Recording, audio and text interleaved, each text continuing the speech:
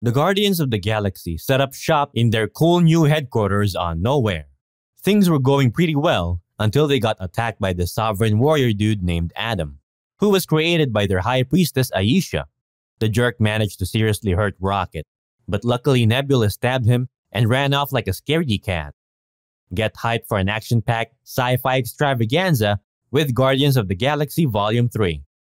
Prepare to be thrilled as you dive headfirst into the thrilling world of our favorite cosmic heroes. Hold on tight as you join the Guardians on an epic journey that will have you on the edge of your seat, eagerly awaiting what comes next. Now here's the kicker. The Guardians couldn't use their fancy med packs to heal Rocket because there was a sneaky kill switch thing implanted in him by Argo Corp. Apparently, this Argo Corp company is run by a total nutjob mad scientist who also happens to be Rocket's creator, the High Evolutionary. So, our heroes decide to go on a road trip to Argo Corp's headquarters and figure out the override code for that stupid kill switch. They gotta save Rocket's life after all. While Rocket was out cold, he started remembering his messed up past. So get this. When he was just a baby raccoon, the whack job known as the High Evolutionary decided to play mad scientist and experiment on him. This guy was all about tweaking animals and turning them into these human-like beings for his so-called perfect society called Counter-Earth. Like, seriously? Anyway, during this whole crazy ordeal, Rocket managed to make friends with some other poor suckers who were part of the same experiment, like the otter named Lila, the walrus named Teefs, and the rabbit named Floor. They were all Batch 89 test subjects, whatever that means. Now here's where things get even weirder. Rocket's brain started growing super fast, and he got way smarter than this High Evolutionary dude. And you know what? The guy lost his marbles and went berserk when he saw Rocket was surpassing his own intelligence. Talk about having a major ego trip. So here's the messed up deal. That nutcase High Evolutionary used Rocket as his guinea pig to make his animate creatures even better. But get this. The creep had plans to harvest Rocket's brain for more twisted research and wipe out the rest of the poor old Batch 89. What a sicko. But Rocket wasn't having any of it. He managed to set his buddies free from that psycho's clutches. Unfortunately, things took a turn for the worse. The High Evolutionary straight up killed Lila right in front of Rocket's eyes. Talk about rage-inducing. Rocket completely lost it and went berserk on the High Evolutionary. He mauled the guy like there was no tomorrow. But guess what? The High Evolutionary's henchmen weren't about to let Rocket get away with it. They started a big old firefight, and in the chaos, they killed poor Teefs and Floor. It was a total disaster. With his friends gone and the situation getting worse, Rocket made a quick getaway. He hopped onto a spaceship and got the heck out of that messed up place called Counter-Earth. Can't say I blame him. So, in the present day, the Ravagers, led by this alternate version of Gamora, weird right, decide to lend a hand to the Guardians. They all team up and go undercover into Argo Corp. Their mission? Retrieve Rocket's file and find that override code for his kill switch. Sounds pretty straightforward, huh? But here's the kicker. When they finally got their hands on Rocket's file, they realized that someone sneaky, probably that advisor dude Theo, removed the code. Talk about a major bummer. Now our gang, along with Gamora, sets off for Counter-Earth to track down this Theo character. They've got to find him and get that code back. But guess what? It's not gonna be an easy ride. Aisha and her sidekick Adam start tailing them, all because their creator, the High Evolutionary, threatened to wipe out the Sovereign if they don't bring back Rocket. Talk about some serious pressure.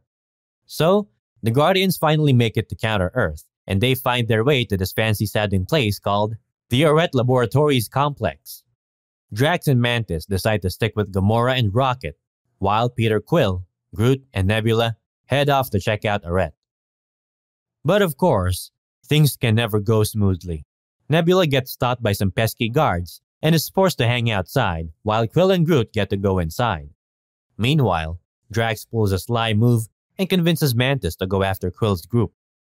But don't worry, Gamora steps in like a total hero. She saves Rocket from getting nabbed by Adam and this guard called Warpig, who's working for the High Evolutionary. Man, it's always something with these guys. So, when Quill starts questioning the High Evolutionary, the guy spills the beans. Turns out, he was totally bummed out by the messed up society he created with the Animen. It was all imperfect and stuff. So he decides to do something extreme. He straight up destroys Counter-Earth, taking out all the Animen and Ayesha with it. Talk about a major destruction. Meanwhile, our heroes make their move. They hop on a spaceship and head out to rescue Quill and Groot, who had their own plan. Instead of sticking around Arret, they managed to escape with this dude Theo, who conveniently had the code they needed. They grab it from his dead body. Yep, that's a bit gruesome. And just when things are looking dicey, Gamora swoops in and saves the day.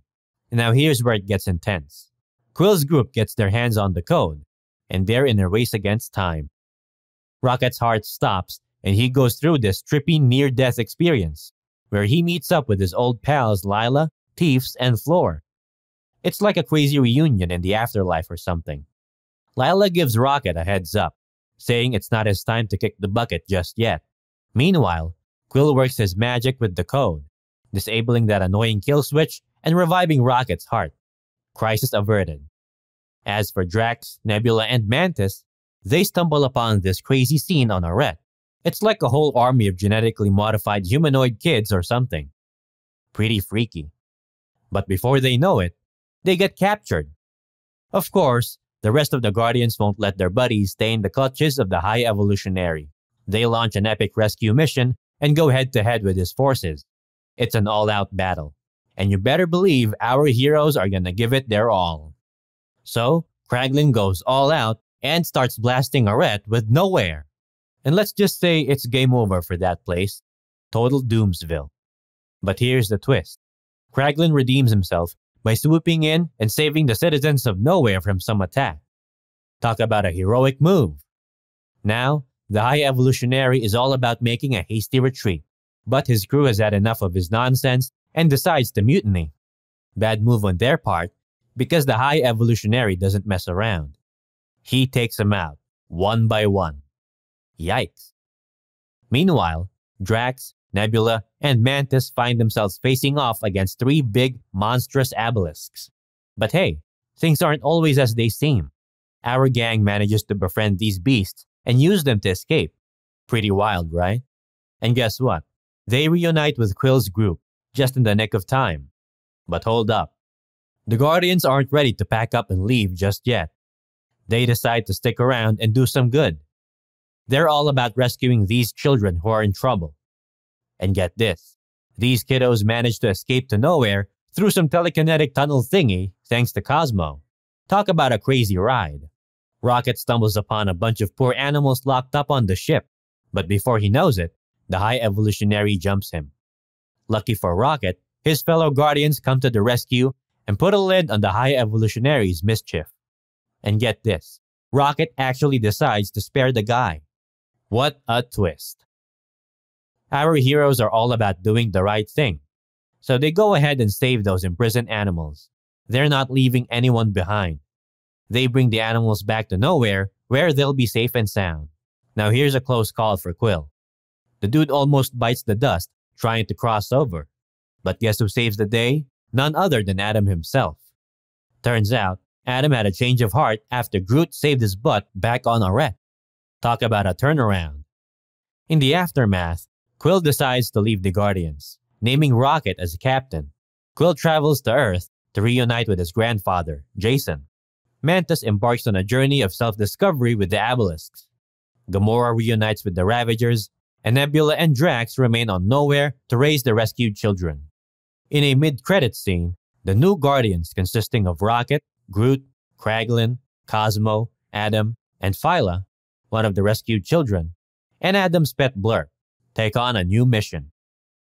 Until we reunite for the next epic installment, embrace the magic that Guardians of the Galaxy Volume 3 has brought into your life.